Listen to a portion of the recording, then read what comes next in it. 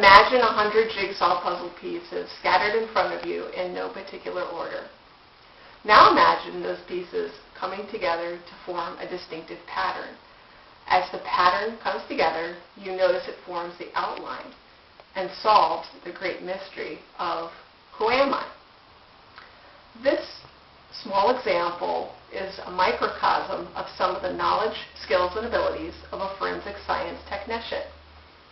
Forensic science technicians apply the skills of recognition, collection, identification, individualization, and interpretation of physical evidence in legal and criminal proceedings. But you and I may know these tips and techniques better from such television shows as CSI and Forensic Files. Such TV shows, though, are more fiction than fact. But today, I'd like to tell you a little bit more about 3 criteria that might help you to decide whether or not forensic science is a good career choice for you. These criteria include such items as how a prospective student might carefully choose their coursework, employment prospects, and also job satisfaction and ways that one might be able to measure that in intangible and tangible means. Let's start by looking at the proper preparation for this growing field. Education, on-the-job training, and certifications are important for this growing field. Dr. Max Houck, author, expert, and director of the DC Consolidated Forensic Laboratories, published an article in 2009 describing the type of education one should try to acquire for an entry-level position. He has recommended a Bachelor of Science degree for an entry-level position. This may be in one of the life sciences, such as biology, chemistry, physics, or also forensic science. There is also specific coursework that's recommended in biology, chemistry, physics, and mathematics as well. In 2009, the National Academy of Sciences has also recommended an increased emphasis on graduate education in the field of forensic science. This might be in more specialized fields such as forensic molecular biology or advanced crime scene investigation techniques. Locally, a bachelor's degree may be offered in forensic science from the University of Maryland, University College, and the University of Baltimore. Graduate education may be acquired from Towson University and Stevenson University. Your training will also continue on the job. It's typical in the first year or two to have an apprenticeship with a more experienced technician either in the field or in the laboratory.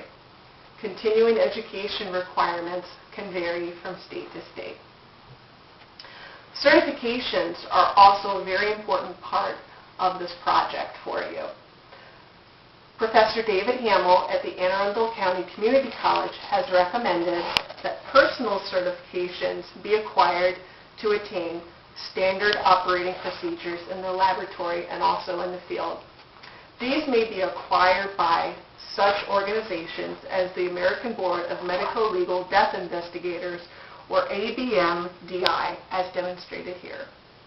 Additionally, laboratory-wide certifications, such as those provided by the American Society of Crime Lab Directors, or ASCLD, the Laboratory Accreditation Board, will also give a laboratory-wide accreditation. The reason for this, as Dr. Jay Siegel from the Indiana University has explained, is to ensure, once again, standardized operating procedures and protocols are in place. More than 80% of public crime laboratories currently use this. Now that you have an idea of the preparation, let's turn our attention to employment prospects. The U.S. Department of Labor has demonstrated that forensic science technicians do have nationally a lower than average job growth rate. However, with this in mind, for those of us locally in Maryland, we actually have excellent prospects. The projected growth, as demonstrated here, measures the years of 2012 to 2022. Nationally, job growth is believed to be in the range of 6% per year. In the state of Maryland, it's much higher at 27% per year. Career One Stop, a website and program also promoted by the U.S. Department of Labor, tracks the number of annual job openings. Nationally, these are believed to be 580 openings per year, and then also locally in Maryland, 30 openings per year. This also doesn't include D.C. and Maryland, which also have federal government jobs that are included. The number of practitioners nationwide is 12,900 men and women working in the field. And interestingly, Maryland has the third highest concentration of these jobs, behind such larger states as California and also Texas. Keeping in mind the points about preparation and possible employment, let's move on with ways to measure a job well done. Let's look at both tangible and intangible rewards. Salary estimates derived from the U.S. Department of Labor's Occupational Outlook Handbook for 2014 demonstrate that once again, Maryland is ahead of the curve in terms of salary and rewards for forensic science technicians. The median national salary for this employment is approximately $53,000 as demonstrated by this gray line. In Maryland, we can expect $10,000 per year higher at approximately $63,000 per year. Maryland is ranked in the top 10 in terms of median salary, and D.C. and Virginia are also ranked in the top 10. Let's not forget about the potential for advancement, which can be a mixed bag. On the one hand, there is a need for qualified technicians, and juries have come to expect that an expert witness will be able to tell them about scientific methods employed in legal proceedings. Additionally, there is great room for things such as DNA, fingerprinting, toxicology, and also firearms and tool marks identification.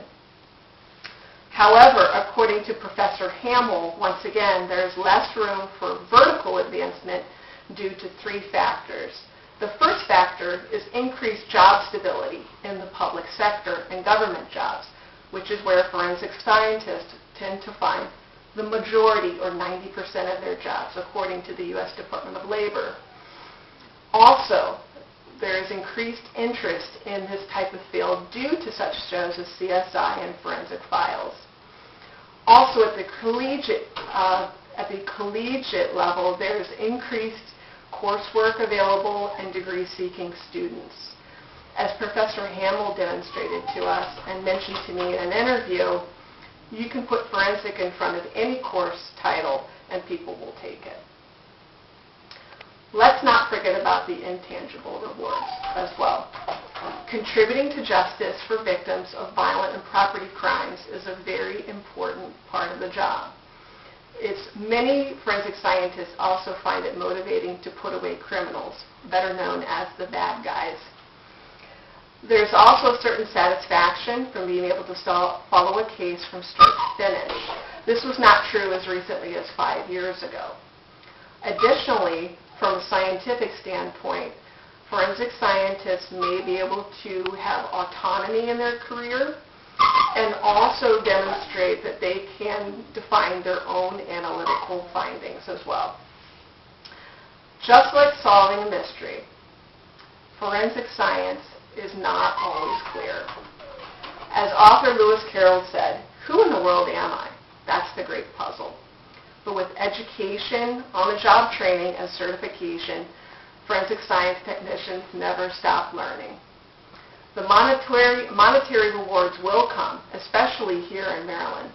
But the rewards are not only monetary, but there's also the satisfaction of giving back to society, and that makes it a puzzle worth solving.